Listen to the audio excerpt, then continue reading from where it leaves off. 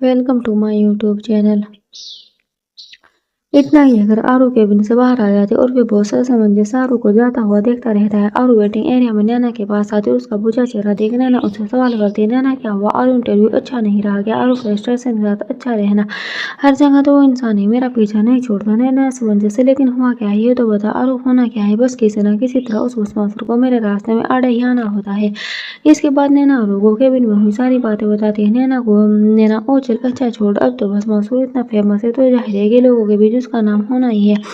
और फिर तुम्हारी शादी की खबरें तो ऑलमोस्ट पूरे मुंबई में फैली हुई है, तो ये तो बहुत कॉमन है कि लोग तुझे उसकी बीवी होने के नाते जाने। लेकिन कोई बात नहीं, यहाँ नहीं मगर कहीं तो तुझे तुझे तेरे टैलेंट के बलबूते पर जॉब जरूर मिलेगी। अब आरू मायूसी से मुझे नहीं लगता, क्योंकि आज के वक्त वो है जहाँ आपके टैलेंट और काम से ज्यादा किसी की सिफारिश मायने रखते हैं। ना अच्छा छोड़ना ये सारी फिजूल बातें। अभी हम घर चलते और वहाँ आराम से ठंडे दिमाग से सोचेंगे। और वैसे भी आज लेट होगा, मम्मा भी परेशान हो रहेगी। आरू हम चल लेना। आपने बजते हुए फोन को देखा, क्या है हम कर ले नाम लिया और फोन भी आ गया मम्मा का। आरू और नैना ऑफिस की बिल्डिंग से बाहर आते हैं। नैना अपना फोन पिक करती है और ऑटो रोकने के लिए दूसरी साइड जाती है और ऑटो रोकने के लिए कोशिश करने लगती है कि तभी अचानक उसकी नजर बीच सड़क पर खड़े एक छोटे से पिल्ले पर पड़ती है, जो कि असल में वहां पड़े बिस्किट को खा रहा था।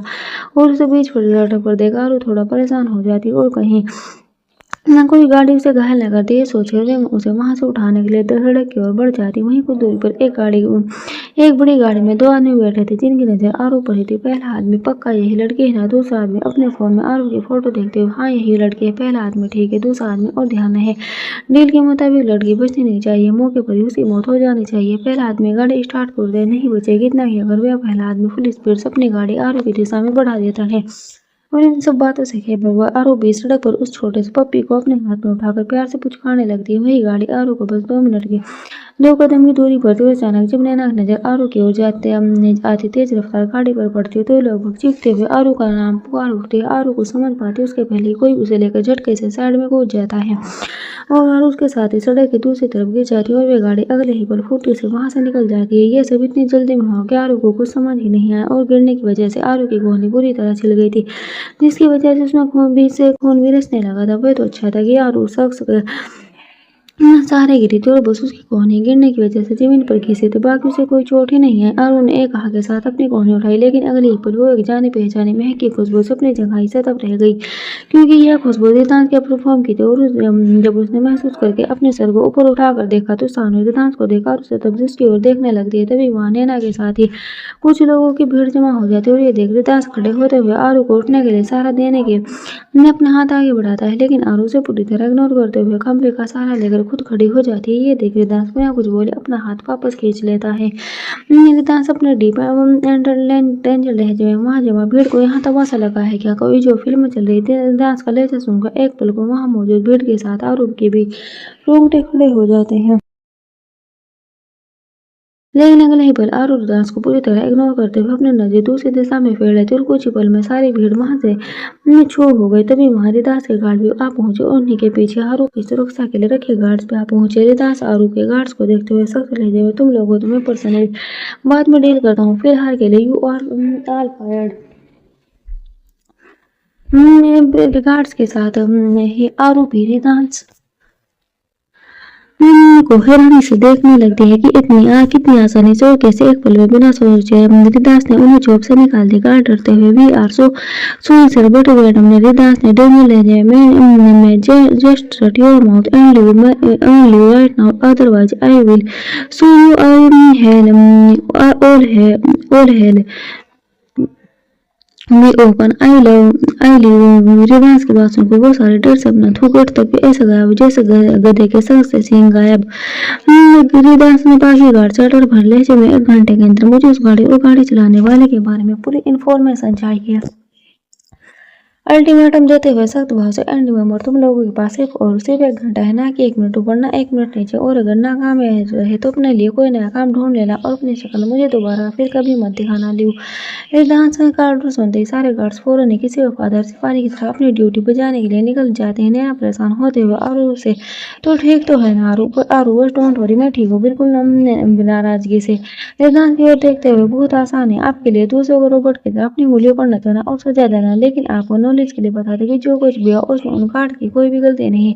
वो तो मैं नहीं, उनकी आंखों में धुल जोगी और हम यहाँ आ गए रिदास बना की थिंक कि तुम्हें इस बात के लिए बस यूं ही जाने दूंगा। नेवर वाइफ यार आरू आरू की कौन है देखते हो, बट फॉर नाउ तुम्हें ट्रीटमेंट की जरूरत है। सोल्जर्स को आरू बेरुके से थैंक्स बट नो थैंक्स, मुझे आपकी हेल्प की कोई जरूरत नहीं। रितांश अपनी बाजू को अपने सीने पर फोल्ड करते हैं। एंड यू थिंक कि मैंने तुम्हारी राय मांगी और फुल कॉन्फिडेंस से, ये मेरी राय नहीं बल्कि मेरी मर्जी और बहुत हुई मेरी जिंदगी पर आपकी मनमानी।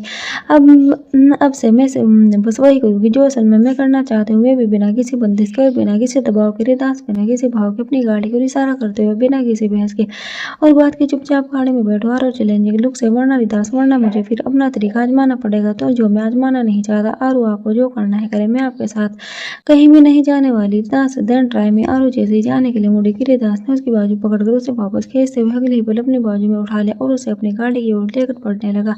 खुद को छुड़ाने की जद्दोजहद कर दी आरू को बिल्कुल अनसुना कर वेटर लगातार आगे बढ़ते हुए उसे अपनी गाड़ी के पास ले गया। उसे देखकर ड्राइवर ने जल्दी से गाड़ी का दरवाजा खोला और रिदास ने आरू को पिछली सीट पर लेकर सावधानी से हाथ पटक दिया और बाहर निकल गया। एक नजर सतब से खुद दूर खड़ी नैना पर डाली और अपने ब्लैक एक्सप्रेशन से उसकी ओर देखते हुए कहा, रिदास नैना तुम्हें लग से इन्विटेशन दिया, हमने इन्विटेशन आएगा साथ चलने के लिए। नैना अपने खाले से बाहर आकर घबराते हुए, नहीं मैं तो बस आ ही रही थी। रिदास की बात सुन नैना जल्दी से गाड़ी की ओर दौड़ पड़ती है और गुस्से से रिदास से हाथ छोड़े, मेरा मुझे कहीं नहीं जाना आपके साथ। रिदास वापस से आरू की ओर देखते हुए, डोंट क्रिएट टेंशन, चुप करके बैठी रहो।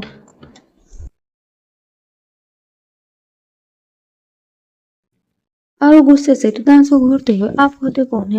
आप मुझे ऑर्डर देने वाले? रिदांस आरू को घूर कर, don't test my patience wifey, वैसे भी जो बचपन तुमने आज किया है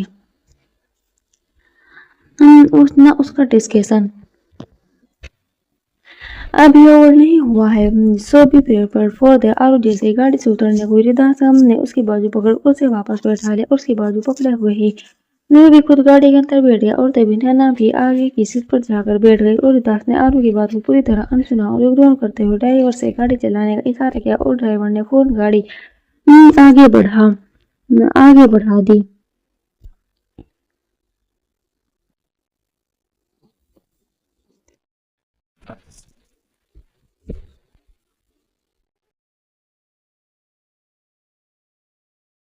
कुछ ही देर में गाड़ी हॉस्पिटल के आगे रुकते ना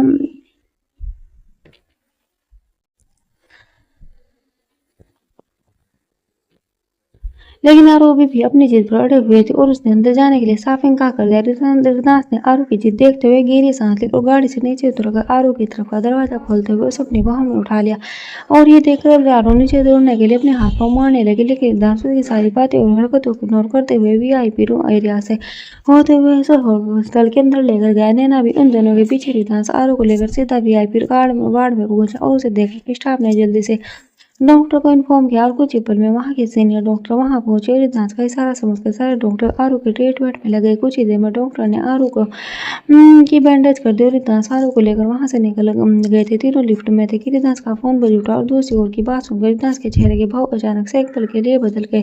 रिदास बिना किसी भाव के, कहाँ है दक्ष? इस वक्त पूरी तरह से इस वक्त दूसरी तरफ से जवाब सुनने के बाद, सिटी हॉस्पिटल, इस वक्त मैं यही हूँ, रूम नंबर बताओ, आई एम जस्ट कमिंग। आरू रिदास को फोन रखने के बाद, क्या हुआ दक्ष, वो ठीक तो है ना? रिदास लिफ्ट का बटन वापस से फ्लोर के ऊपर के फ्लोर पर जाने के लिए दबाते हुए अपनी परेशानी को छुपा कर बिना किसी भाव के, अचानक उसकी तबीयत खराब हो गई इसलिए उसे इसी हॉस्पिटल में लाया गया है। इसके आगे आरू ने भी रिदास को कुछ नहीं पूछा, बस दोनों के ही दिमाग में दक्ष चल रहा था। कुछ ही देर में वे तीनों दक्ष के रूम के बाहर पहुंचे और जल्दी से रूम के अंदर पहुंचे। वहां पहले से डॉक्टर मौजूद थे। आरू परेशान होते हुए दक्ष के पास जाकर, क्या हुआ है तुम्हें दक्ष, तुम ठीक तो हो ना? दक्ष बुझे चेहरे बुझी आवाज में हल्की मुस्कुराहट के साथ, आ गई, तुम कब से इंतजार कर रहा था तुम्हारा। और ये सब छोड़ो, तुम ये बताओ कि अचानक क्या हुआ है तुम्हें? रिदास डॉक्टर सब डीप एंड डोमिनेटिंग ऑफिस में, क्या हुआ है दक्ष को? डॉक्टर रिदास की ओर से नर्वस होते हुए, दरअसल सर दक्ष अभी कोमा से बाहर आए हैं। इनके एक्सटर्नल घाव तो भर गए हैं लेकिन इंटरनली इनकी बॉडी और खासकर इनका दिमाग बहुत ही वीक है और ओवर थिंकिंग करने की वजह से ये फेंट हो गए। लेकिन आप इन्हें समझाएं कि अगर ये इसी तरह से लापरवाही करते रहे तो आई एम सॉरी टू जैसे, लेकिन इन्हें ब्रेन हेमरेज भी हो सकता है या फिर दोबारा कोमा में भी जा सकते हैं। सो प्लीज इनका पूरा ख्याल रखें और आइंदा से ध्यान रखिए ये किसी भी तरह की थोड़ी सी भी टेंशन ना ले और ज़्यादा से ज़्यादा खुश रखने की कोशिश करें। खुश रखने की कोशिश करें इन्हें। सिद्धांत दक्ष की ओर देखकर, डोंट वरी डॉक्टर, अब ऐसा ही होगा। इसके बाद सिद्धांत डॉक्टर के साथ दक्ष के बारे में डिस्कस करने के लिए डॉक्टर के केबिन में चला जाता है। अब दक्ष के रूम में आरू, सृष्टि, नैना और दक्ष की हित है। दक्ष का हालचाल पूछने के बाद क्योंकि काफी देर हो चुकी थी, इसलिए आरू के कहने पर थोड़ी देर बाद नैना भी अपने घर चली जाती है और सृष्टि को भी दक्ष वहां से बाहर जाने का इशारा करता है और वे भी फौरन वहां से चली जाती है। आरू दक्ष को घूरते हुए, क्या है ये सब दक्ष? तुम जानते हो ना कि तुम्हारे लिए थोड़ा सा भी स्ट्रेस लेना कितना डेंजरस हो सकता है। तो फिर अब क्यों डॉक्टर और सबकी बात नहीं मानते तुम? दक्ष दिलकश मुस्कुराहट के साथ, जब मेरी बिल्ली जैसी बहन एक साथ बाहर मेरे होश में आने के बाद मुझे देखने तक नहीं आई तो मेरा ओवर थिंकिंग करना तो जायज था ना। आरू गिल्टी भरे भाव से, आई एम रियली सॉरी दक्ष, लेकिन तुम जानते हो मैं उस घर में। दक्ष आरू को बीच में ही टोकते हुए, just chill and just talking. Aaru को मुंह ठीक करने के लिए, और वैसा भी तो मेरा प्लान था कि मैं यूं ही झूठ मूड का बीमार पड़ जाऊं ताकि तुम यहाँ आसानी से आ जाओ। आरू के ये पूरी दक्ष के कंधे पर मारते हुए, जस्ट शट अप। तभी रूम में रिदांश आता है और बिना कुछ बोले खामोशी से कोने में पड़ी कुर्सी पर बैठ जाते हैं और गंभीरता से दक्ष की ओर देखने लगता है। दक्ष रिदांश को भी खामोश तो गंभीर देख, तुझे क्या हुआ है? और ऐसे क्यों खामोश है जैसे हॉस्पिटल नहीं सीधा शमशान घाट पहुंच गया हो। दक्ष की बात सुनकर रिदांश को कहता है, ये रिएक्ट कर दक्ष से पहले आरू उसकी बात सुनकर उस पर भी पड़ी। आरू नाराजगी से दक्ष से, क्या बकवास है ये? अगर दोबारा तुमने ऐसी बात अपनी जुबान पर भी हिलाई तो मैं मुझसे बुरा कोई नहीं होगा, समझे तुम? दक्ष आरू को नाराज होते देख, मैं तो अच्छे से जानती हूँ ना कि मुझे मजाक करने की आदत है। आरू को खामोश देख, अच्छा तो ठीक है ना, आई एम सॉरी, आगे से पक्का ऐसा मजाक नहीं करूंगा। कह तो दिया, अब तो बीमार बच्चे को बख्श दो। आरू तिरछी नजर से दक्ष को घूरते हुए लास्ट वार्निंग है ये। दक्ष, हम मेरी माँ, समझ गया। आरू अचानक आरू की चोट पर ध्यान देते हुए, तुम्हारे हाथ को क्या हुआ और तुम यहाँ रिदांश के साथ अचानक कैसे? आरू रिदांश की ओर घूरकर तंज भरे लहजे में, कुछ लोगों को दूसरों को डोमिनेट करना और उन्हें अपने हिसाब से चलाने में बहुत खुशी होती है। उन्हें मजा आता है अक्सर दूसरों की लाइफ में इंटरफेयर करने में, उन पर अपने ध्वज जमाने में, बेवजह उन पर बंदिश लगाने में। रिदांश आरू की ओर देखकर सख्त भाव से, मुझे कोई शौक नहीं है बेवजह तुम पर बंदिश लगाने या तुम्हें कैद करने का, लेकिन फॉर योर काइंड इन्फॉर्मेशन तुम्हें बता दूं कि ना सिर्फ मेरे लिए बल्कि इस दुनिया की नजरों में भी तुम मेरी वाइफ हो, और इस दुनिया में जितने मेरे दोस्त हैं, जितने इतने दुश्मन भी है, तो अगर मैंने तुम पर बंदिश लगाई है तो सिर्फ तुम्हारी सेफ्टी के लिए, ना कि तुम्हें कैद करने के लिए। और रात जो कुछ बेवकूफी तुमने किसको नहीं देखा, ये हुआ नतीजा ये हुआ कि किसी ने तुम्हें जान से मारने की कोशिश की। एंड यूर काइंड इन्फॉर्मेशन, मैं तुम्हें ये बात दिला दूं और बता दूं कि अगर एन मौके पर तुम हादसे की जगह से नहीं हटे तो इस वक्त तुम यहाँ दक्ष को देखने के लिए हॉस्पिटल में नहीं, बल्कि दक्ष तुम्हें देखने के लिए शमशान घाट में होता। दक्ष शिकायती लहजे में, तू ये सब कुछ भी बोले जा रहा है।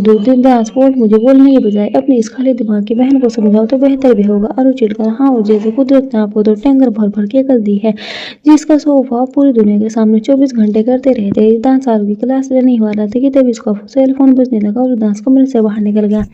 दक्ष ने आरू को अपने पास बैठने का इशारा किया और आरू वहीं उसके पास जाकर बैठ गई। दक्ष कुछ पल शांत रहने के बाद, वैसे मुझे नहीं पता था तुम मेरे मजाक को इतना सीरियसली ले जाओगी और मेरे खुश दोस्त से सचमुच शादी ही कर लोगी। आरू सीरियस एक्सप्रेशन से, कभी कभी हमारी जिंदगी में ऐसा मोड़ आता है जहाँ आप चाह कर भी हमारी जिंदगी उसके फैसलों पर इख्तियार नहीं होता। आप बस अपनी किस्मत और हालातों पर ही सब छोड़ देते हैं, फिर चाहे वह आपको यहाँ जहाँ या जिस पर ले जाए आप बस चल पड़ते हैं। दक्ष गंभीरता से, मैं जानता हूँ और मुझे बेसा ने सब बताया, मैं मानता हूँ जिन भी हालातों में और जैसे रितु ने तुमसे शादी की और तुम्हारे साथ बर्ताव किया उसके बाद तुम्हारा गुस्सा, नाराजगी सब एकदम जायज है और तुम्हारी जगह कोई भी होता तो वैसे ही रिएक्ट करता। लेकिन आरू, रितु ने जो कुछ भी किया वे सब मेरे लिए, मेरी दोस्ती के लिए किया। इस सब बात को निकाला नहीं जा सकता क्योंकि उसे लगता था कि वे लड़की जिसने मुझे धोखा दिया वे तुम हो, और वो अपनी दोस्ती को निभाने के लिए उसने सब कुछ अनदेखा करके अनजाने में इतनी बड़ी गलती कर दी। और गहरी सांस लेकर, लेकिन ये भी सच है कि यार कि वे तुम्हें चाहता है, बल्कि बहुत चाहता है, बस फर्क इतना है कि उसे प्यार जताना नहीं आता। वो सबसे जुदा है, लोगों को लगता है कि वे बस एटीट्यूड और ग्रेड से बड़ा सख्त दिल इंसान है।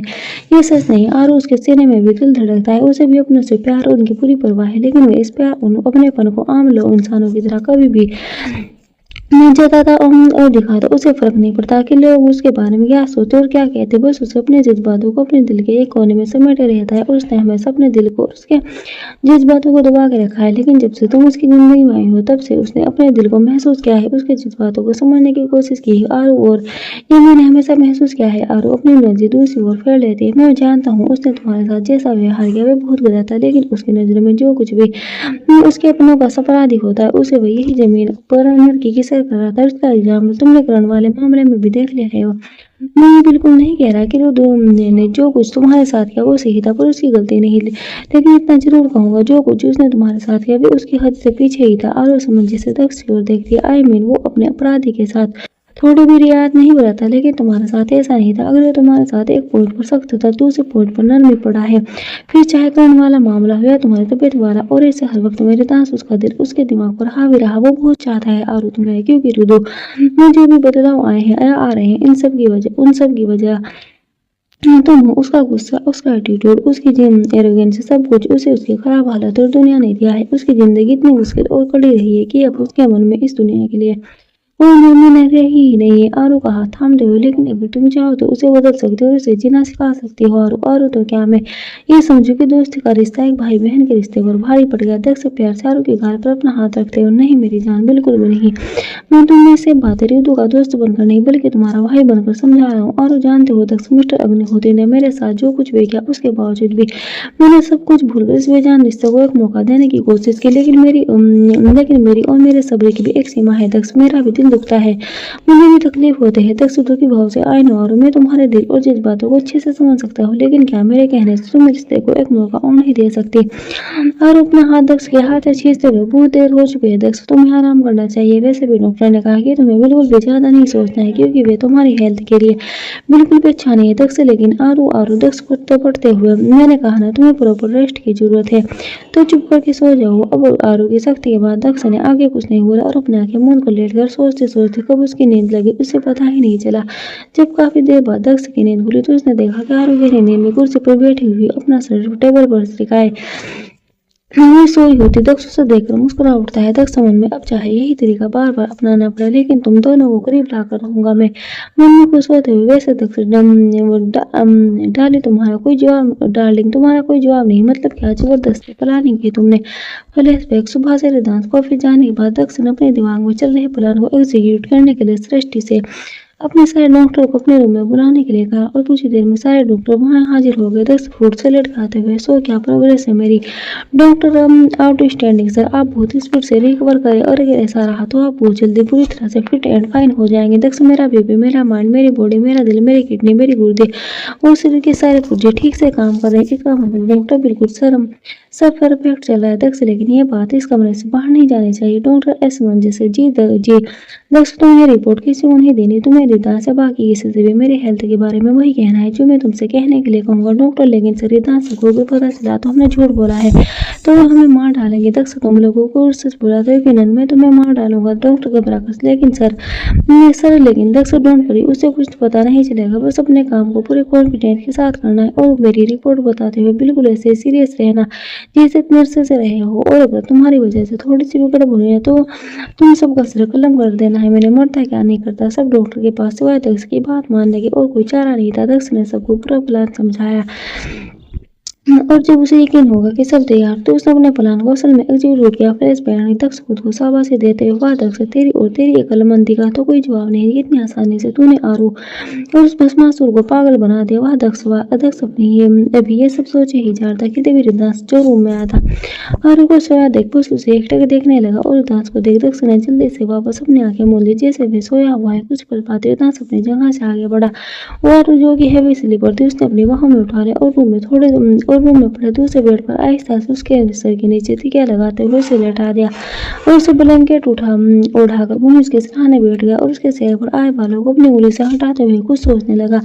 रिदांस के छुअन से एक पल हुआ और उन्हें थोड़ी हलचल की, लेकिन बहुत थकावट और हैवी स्लीपर होने की वजह से वे वापस से गहरी नींद में सो गई। दूसरी तरफ दक्ष बार बार अपनी आंख खोलकर रिदांस के मुंह को देखे जा रहा था, और ये सब देखकर दिल ही दिल में खुश हो रहा था। जैसे रिदांस बेड से खड़ा हुआ, दक्ष ने जल्दी से अपनी आंखें मूंद ली।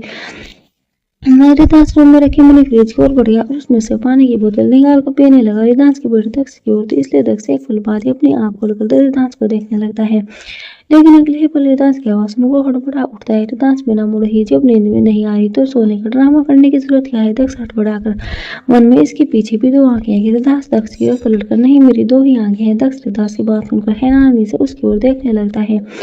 लेकिन फॉर योर काइंड इन्फॉर्मेशन तुम्हें बता दूं कि जिस कोर्स की आजकल तुम ट्रेनिंग लेने में लगे हो ना असल में उस कॉलेज का प्रिंसिपल हूँ मैं और मेरे सामने तुम्हारी झूठ मूठ की नींद बिल्कुल ऐसे ही शीशे की तरह साफ है जैसे इस वक्त तुम्हारी ये बीमारी होने का सो कॉल्ड एक्टिंग।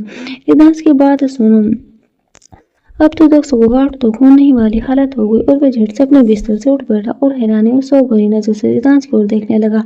रिदास दक्ष को घबराया देख उसके पास जाकर उसके बालों को अपने हाथ से सेट करते हुए सर्द लहजे से क्या हुआ कुछ गलत किया। हाँ क्या मैंने मिस्टर दक्ष दक्ष मैंने क्या किया मैं तो बस तुझे कैसे पता कि ये सब नाटक दिटना स्ट्रेंजर लहजे में तंज के साथ भरे लहजे में क्या तंज भरे लहजे में क्या हुआ लफ्ज कम पड़ गए। ये तो वही बात हुई कि एक्टिंग अच्छी थी एक्टर्स भी अच्छे थे बस स्क्रिप्ट ने काम खराब कर दिया। दक्ष को घूर रही बात मेरे सच जाने की तो भूलो मत मेरी दांस अग्निहोत्री हो मेरी आंखों में धूल झोंकना मुश्किल ही नहीं नामुमकिन है और चाहे कितनी भी कोशिश कर ले लेकिन सच है मुझसे ज्यादा देर छुपा नहीं रह सकता। और हमारे कमरे में एंटर करने से पहले जब तुम मजे से टीवी देख रहे थे तो मैं रूम में आने से पहले रूम के विंडो में देख चुका था और प्लस जो तुम्हारे से ये सस्ते एक्टर्स थे ना उनके लिए मेरी एक सख्त नजर ही काफी थी सच बाहर उगलवाने के लिए। अब तुम खुद बकोगे या मैं अपने तरीके से उगलवाऊं। सच दक्ष की ओर देखते हुए धीरे से बोले मेरे बाप अगर वे उठ गई और उसे पता चला कि मैंने नाटक किया तो वे मेरा खून पी जाएगी। रिदास सावधानी के साथ दक्ष की गर्दन पकड़ते हुए धीमी आवाज में और तुम्हारे इस बेहुदा नाटक के बाद तुम्हारे साथ तुम्हारा मेरे सलूक के बारे में क्या ख्याल है। दक्ष रिदास के गुस्से से थोड़ा डरते हुए लगभग मिमिया कर देख दीदी मैं तेरा लाडला प्यारा सा दोस्त हूं ना मेरी जान। रिदास को कुछ नाराजगी से घूरता देख आई एम सो सॉरी माना मेरा तरीका गलत था मगर तेरी कसम मेरी नीयत बिल्कुल साफ थी। मैं तो बस चाहता था कि आरू और तू एक साथ हो जाए और इसके लिए मुझे बस यही आइडिया सूझा तो मैंने कर दिया। रिदास बोलो ना कि फिर इस बेहद प्लान और झूठ की वजह से क्या इफेक्ट हुआ होगा और इस बात से भी आरू की ओर देखते हुए जब इसे पता चलेगा कि आई थिंक ये कैसे रिएक्ट करेगी ये बात मुझे तुझे बताने की बिल्कुल जरूरत नहीं है। दक्ष ने हड़बड़ा के प्लीज उसे कुछ मत कहना वरना वे मुझे इमोशनल टॉर्चर कर करके ही मार डालेगी। प्लीज मुझसे प्रॉमिस कर तू इसे कुछ नहीं करेगा सख्त भाव से। You know very well I hate liars ना मुझे झूठ बोलना पसंद है और ना ही झूठ बोलने वाला। नहीं तो मैं कोई ऐसा कोई प्रॉमिस नहीं करने वाला। दक्ष रिदास को इमोशनल ब्लैकमेल करने की कोशिश करते हुए मेरी कसम रिदू अब तुझे मेरी बात माननी पड़ेगी। रिदास दक्ष का गला वापस से पकड़ते हुए जस्ट गो टू कॉल। दक्ष या रिदास आगे कुछ बोल पाते उससे पहले उन दोनों के कानों में आरू की आवाज पड़ती है जिसकी नींद अचानक प्यास लगने की वजह से खुल गई थी और जैसे रिदास ने दक्ष का गला वापस से पकड़ा तो एन मौके पर तभी आरू ने उसे देख लिया और वे देखते हुए हैरानी से बिस्तर पर उठ बैठी। हालांकि रिदास ने सावधानी के साथ दक्ष का गला पकड़ा हुआ था लेकिन रिदास के एक्सप्रेशनलेस चेहरे और ओरे को देखकर आरू की तरह किसी को भी ऐसा ही महसूस होता है जैसे वो गुस्से से दक्ष का गला दबा रहा हो। आरू हैरानी से बिस्तर से उठते हुए आर यू मेड ये क्या कर रहे हैं आप बीमार है वो और आप उसके साथ ऐसा बिहेव कर रहे हैं। नाराजगी से आप में से किसी के लिए भी थोड़ी भी दया नहीं है। दक्ष मन में अपना सिर पीटते हुए हाय अब्बा इसी की कमी बाकी थी। रिदास बिना किसी भाव के आरू से जब तुम्हें कुछ पता नहीं है तो you just mind your own business. मुझे कोई शौक भी नहीं आपकी तरह दूसरों की लाइफ में अपनी लंबी नाक घुसाने का बस मैं इतना चाहती हूँ कि मेरे भाई से दूर रहे आप। दक्ष मन में है भगवान ये लड़की जरूर मेरी कुटाई का रीजन बनेगी। रिदास अपने आईब्रो उचकाते हुए तुम्हारा भाई but for your kind information तो मैं याद दिला दूं कि तुम्हारा भाई होने से पहले मेरा दोस्त आरू एटीट्यूड से वोट एवर डांस बिना बोले आरू को यूं ही घूरता है कि तभी उसका फोन बजने लगता है और वे नंबर देकर गंभीरता के साथ फोन पिक करता है। रिदास हम कहो बॉस जिस गाड़ी से मैडम का एक्सीडेंट करने की कोशिश की थी मैं मुंबई से बाहर कुछ दूर पर एक खाली सुनसान जगह पर गलती हुई मिली। रिदास से जो को भी मुझसे ज्यादा दिन तक नहीं बच सकता मुझे जल्दी से जल्द उस सब के बारे में सारी इन्फॉर्मेशन चाहिए अंडरस्टैंड मिलता है। यस बॉस काम हो जाएगा डोंट वरी। दक्ष और रिदास के गंभीर भाव को देखकर खामोशी से एक दूसरे की ओर देख रहे थे। दक्ष गंभीरता से रिदास के फोन रखने के बाद ये क्या हुआ सब ठीक तो रिदू सब ठीक तो है। रिदास के नजदीक रिदास बिना किसी भाव के हम don't worry everything is all right बस ये इंपॉर्टेंट बात चल रही थी। दक्ष अच्छे से समझ रहा था कि रिदास आरू के सामने ये बात नहीं करना चाहता था इसलिए उसने आगे रिदास से कुछ भी नहीं कहा। इसके बाद कुछ पल बाद रिदास कमरे से बाहर चला गया। रिदास के जाने के थोड़ी देर बाद माँ खाने की ट्राली लड़के खाने की एक ट्राली लेकर लड़के आती है। दक्ष जानता था कि खाना रिदास ने खास आरू के लिए भिजवाया है और कहीं ना कहीं आरू भी इस बात को समझ रही थी और इसलिए उसने खाने से साफ इनकार कर दिया। हालांकि उसे बहुत जोर की भूख लगी थी, लेकिन उसका ईगो उसकी भूख के आड़े आ रहा था। मगर दक्ष भी दक्ष था, उसके होते हुए आरू की ईगो भी की भी चलने वाली थी। और फिर दक्ष तो था इमोशनल ब्लैकमेल करने में एक्सपर्ट। वो आखिर में आरू को उसकी बात माननी पड़ी। हालांकि खाना खाते वक्त आरू की नजर न जाने क्यों बार बार रूम के बाहर दरवाजे पर ही जाकर रुक रही थी। काफी वक्त में जब रिदास कमरे में आया तो दक्ष और आरू दोनों ही वापस से सो चुके थे। रिदास ने घड़ी में टाइम देखा, सुबह के 4 बजे थे। रिदास पहले दक्ष के बेड की ओर गया। उसने एक तरह से ब्लैंकेट उठाकर वापस आरू के बेड के पास गया। उसने अपने जूते निकालकर अपने कोट को बेड के कोने पर उतारकर टांग दिया और आरू के बेड के पास आरू के बेड पर उसके एक साइड बैठते हुए अपना सर पीछे की ओर टिका लिया और अपनी आंखें मूंद ली। कुछ पल बाद आरू ने करवट ली और तो उसने अपने नींद में अपनी दोनों बाजू को रिदास की कमर से पेट लिया। ये देखकर रिदास ने अपनी आंखें खोली और आरू के चेहरे पर आई। उसके बिखरे बालों को आहिस्ता से हटाते हुए उसके बालों को 1-2 बार अपनी उंगलियां फिराते हुए बहुत गहराई से कुछ सोचने लगा। रिदास, पर मेरी बातों को न मानना ही तुम्हारा रोल बन गया है। ज्यादातर तुम वही करती हो जो मुझे बिल्कुल पसंद नहीं, लेकिन फिर तुम्हें कुछ तो मुझे पसंद है और तुम चाहे जो कहो या सोचो, लेकिन हम सच ये है कि तुम मुझसे तब तक अलग नहीं हो सकते जब तक कि मौत हमें अलग ना कर दे। भाई को तुम्हें मेरे साथ ही रहना है। आई नो जितनी मासूम वाइफ है तुम उतनी ही जिद्दी भी हो, लेकिन तुम अभी मेरी जीत की इम्तिहान नहीं जानते। चाहे जो भी हो, लेकिन आखिर में तुम्हें मेरी जीत और जुनून के आगे घुटने टेकना ही हो। कितना के रिदास आहिस्ता से अपना सर आरू के तकिए पर रखते हुए आरू की नींद बिना खराब किए उसे अपनी ओर खींच लेता है और उसका सिर अपने सीने पर रखकर अपनी बाजू के सारे उसे थामे वापस अपनी आंखें मूंद लेता है। और इस वक्त दोनों एक दूसरे को थाम कर सोते हुए भी कुल मिलाकर किसी परफेक्ट और लवली कपल की तरह नजर आ रहे थे। इस वक्त उन्हें देखकर कोई कह नहीं सकता था कि उन दोनों के बीच कोई कलेश भी चल रही है। सुबह को जब आरू की नींद खुली तो उसने अपने एक हाथ से अपनी आंखों को मसला और हॉस्पिटल के रूम की सीलिंग को देखकर समझने की कोशिश की कि वो कहाँ है। और कुछ देर बाद ही उसे कल रात की सारी बातें याद आ गई, लेकिन अगले ही पल रिदास के बर्फ में महक अपने करीब पाकर उसका सिर सतर्क रह गया। आरू ने अपने सर को ऊपर उठाकर देखा तो उसका सिर रिदास के सीने पर रखा हुआ था और रिदास की बाजू ने उसके धड़ को थामा हुआ था। आरू कुछ रिएक्ट करती उससे पहले दक्ष की शरारती आवाज उसके कानों में पड़ती है। दक्ष शरारती लहजे में आरू और रिदास की फोटो क्लिक करते हुए वाह क्या हमने रखा है लैला मजनू की प्रेम कहानी सुनने में, जबकि राज के असली लैला मजनू तो मेरी आंखों के सामने ही। आरू झेप रिदास के भाव से खुद को छुड़ाने के लिए कसमसाती है, लेकिन रिदास का इरादा उसे छोड़ने का बिल्कुल भी नहीं लग रहा था। दक्ष, रिदास और आरू दोनों ही जानते कि भले ही रिदास के आगे बंद है, लेकिन वो सोया हुआ नहीं है, क्योंकि रिदास की नींद बिल्कुल किसी चिड़िया की तरह थी, बहुत ही चौकन्नी और हल्की थी, जो किसी की जरा सी आहट पर आते ही खुल जाती। तो यहाँ तो आरू इस कदर कसमसा रही थी उसे तो ये रिदास जानबूझकर कोई रिएक्ट नहीं कर रहा था। और नाराजगी से, मैं जानती हूँ आप जागे हुए हैं, इसलिए आप सोने का नाटक बंद कर दीजिए और छोड़िए मुझे।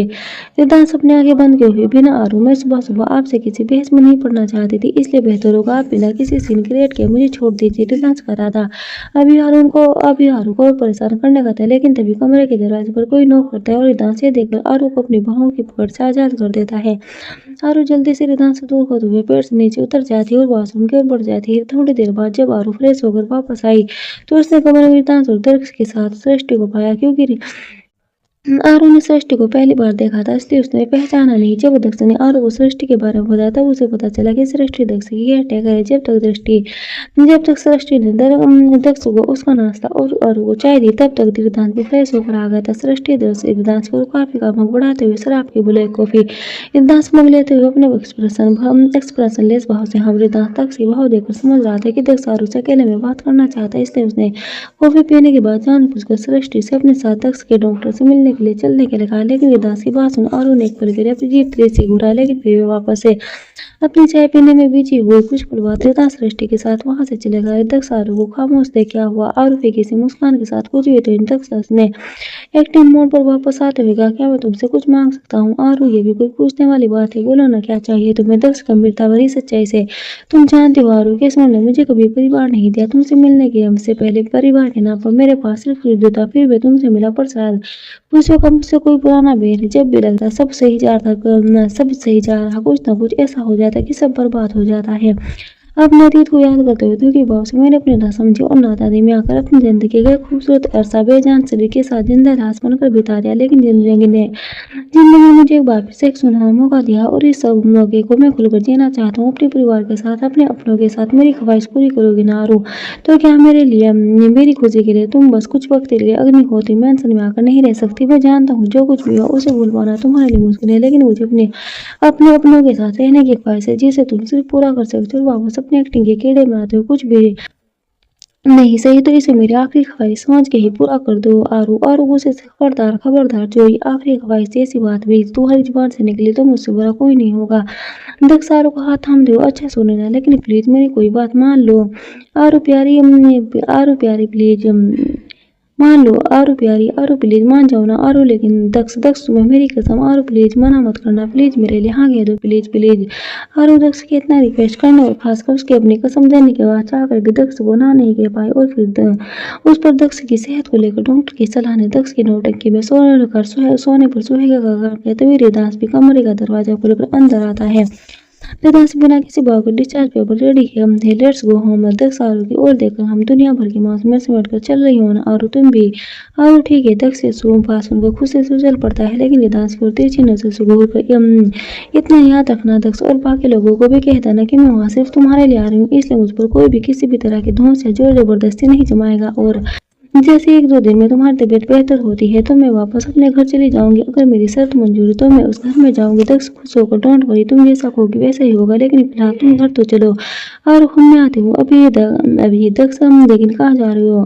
तभी आरू से आती हूँ अभी, इतना कहकर आरू कमरे से बाहर चली जाती है। आरू और दक्ष अपनी बुद्धि से चमकाते हुए रिदास से, देखा मेरे माइंड, कितनी आसानी से मैंने आरू को घर में आने के लिए पटा लिया और उसकी सिंपैथी अलग से समेटी। कितना इंटेलिजेंट हूँ मैं, ये बस बात लगे कि कभी घमंड नहीं किया। रिदास कुर्सी पर किसी राजा की तरह अपनी एक टांग पर दूसरी टांग रखे हुए तंज बड़े लहजे में, हम देखा मैंने, लेकिन फॉर योर काइंड इन्फॉर्मेशन तुम्हें याद दिला दूं कि अगर मेरी वाइफ को तुम्हारी ऐसी इंटेलिजेंस की भनक भी नहीं पड़ी ना, तो जो सिंपैथी तुम अपनी गेन करके बैठे हो उस सिंपैथी की चिता बनकर वे तुम्हें भी जला भी देगी। तो से थोड़ा डरते हुए, ऐसा कुछ भी नहीं है, और तुम्हारी तरह सख्त दिल बिल्कुल भी नहीं है, और वो तो बहुत अच्छी है। रिदास अपने आईब्रोज का लिए ठीक है, आने दो फिर, अभी उसे देखते हैं, सच जाने के बाद फिर फैसला हो जाए कि आखिर कितना सख्त दिल और वो कितनी अच्छी है। नहीं, दक्ष रिदास के पास आकर उसकी बातें दबाते हुए उसे मक्खन लगाने की कोशिश करते। अरे नहीं, तू तो मेरी जान है, तुझे तो पता है ना, मैं तो बस यूं अचानक मजाक करता रहता हूँ। रिदास तंज भरे लहजे में, लेकिन मैं मजाक नहीं कर रहा हूँ। दक्ष रोने सी शक्ल बनाकर देख रही थी। अगर दोनों आरू को कुछ भी कहा जाए उसे सच बता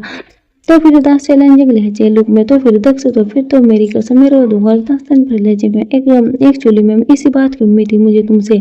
दक्ष बड़ी मासूम से रही दो, आई नो झूठ बोला मैंने, लेकिन भले के लिए ही बोला ना, मैं ऐसा नहीं करता तो अरू घर जाने के लिए कभी नहीं मानती। रिदास बिना किसी भागे, do what ever you want, मैं बीच में नहीं पड़ने वाला, लेकिन यू नो वेरी वेल कि मुझे झूठ से सख्त नफरत, इसलिए मुझे इस झूठ में ऐड करने की कोशिश मत करना। एंड रिमेंबर, ये फर्स्ट एंड लास्ट चांस है जो मैं ऐसी बात है तो मुझे जाने दे, और नेक्स्ट टाइम तूने ऐसा झूठा ड्रामा मेरे साथ करने का तस्वीर भी गया तो आज करके तेरे हाथ पांव तोड़कर असल में तुझे हॉस्पिटल लाने का अरेंजमेंट मैं खुद करूंगा। दक्ष फेंकी हंसी हंसते हुए, हाँ समझ गया, मैं बिल्कुल समझ गया, डोंट वरी। बस इधर ही उसमें जाए, एक तरफ नमिया के साथ निकेत अपनी मोहब्बत को परवान चढ़ाने के ख्वाब देख रहा था, तो वहीं दूसरी तरफ पिज़्ज़ा की टॉम के साथ गहरी दोस्ती हो गई थी। अक्सर पिज़्ज़ा टॉम के साथ ही घूमने के लिए आ जाती और टॉम भी उसकी एक छोटे बच्चे की तरह केयर करता और उसे समझाता। पिज़्ज़ा ने अपने लिए आज तक इतनी केयर और अपना अमर सिर्फ अपने परिवार से ही पाया था। अपने परिवार के बाद टॉम ऐसा पहला शख्स था जिसने उसकी इतनी परवाह और ख्याल किया था। यूँ तो पिज़्ज़ा की मुंबई में भी काफी से दोस्त थे, लेकिन जिस तरह से इतने कम समय में टॉम के साथ घुली मिली थी, ऐसा उसकी जिंदगी में कोई नहीं था। जिस तरह से टॉम आधी रात को ही पिज़्ज़ा की फरमाइश और जिद पूरी करने के लिए हाजिर रहता, तो कभी टॉम कभी भी उसे एक अच्छे दोस्त की तरह सुनता, तो कभी एक टीचर की तरह उसे हिदायत देता, तो कभी एक छोटे बच्चे की तरह उसकी नादानियों को में उसका साथ देता, तो कई बार उसकी फरमाइश के लिए किचन में जाकर अच्छी अच्छी डिशेज बनाता। अपने परिवार और चुनिंदा लोगों के बाद टॉम ही ऐसा था जिसके सामने पिज़्ज़ा अपनी ख्वाहिश और जिद को मनवा सकती थी। जहाँ टॉम के लिए ये सब करना उसका फर्ज और ड्यूटी था, तो वहीं पिज़्ज़ा को टॉम को इस तरह से उसकी परवाह करना और ख्याल रखना पिज़्ज़ा को दिन टॉम की ओर आकर्षित कर रहा था। जहाँ एक तरफ टॉम के लिए पिज़्ज़ा का नादान जिद्दी छोटी बच्ची की तरह थी जिसकी जिद और ख्वाहिश पूरी करना भी अपनी ड्यूटी और फर्ज समझता था। हालांकि टॉम बाकी लोगों के साथ बहुत ही जोर रहता था, उसे अपने काम से काम होता था, लेकिन पिज़्ज़ा की ही यहाँ एक ऐसे इंसान थे जिसके साथ वह अपना इतना घुल मिल गया था और इसकी यहाँ सबसे बड़ी वजह पिरसा की मासूमियत और साफ दिली थी जो टॉम को उसमें बहुत पसंद था। वहीं पिरसा टॉम के इस रवैये को अलग ही दिशा में मोड़ने लगी थी। वैसे भी कहते हैं कि टीनेज में अक्सर बहुत जल्दी डिस्ट्रैक्शन हो जाता है। ये एक ऐसी एज होती है जहाँ पर आपको इमोशंस आप पर हावी होने लगते हैं और यही वह एज होती है जहाँ या तो आप हमेशा के लिए समझ जाते हो या फिर हमेशा के लिए भटक जाते हो। इस वक्त आपके इमोशन पर आप पर हावी रहते हैं जिन्हें कंट्रोल करना अक्सर बहुत मुश्किल हो जाता है और अक्सर जिस तरह आपके इमोशन आपको ले जाते हैं आप उस तरफ और चल पड़ते हैं। इस सब में अहम भूमिका निभाती आपकी संगत, आपकी शक्ल और बाकी की सही कमर। आपकी अक्सर लव स्टोरीज के नाम पर फिजूल दिमाग खराब करने वाली किताबें और मूवीज पूरा कर देती है। खैर पिरसा के लिए भी ये एक ऐसा दौर था जहाँ उसने अपने इमोशन को समझना शुरू किया था और घर के बाहर की दुनिया के रंगों को देखना शुरू किया था। जहाँ भी एक अजनबी में एक नया रिश्ता खोजने लगी थी। शाम को वक्त और आज भी हमेशा तरह पिरसा टॉम से बाहर जाने की जिद कर रही थी।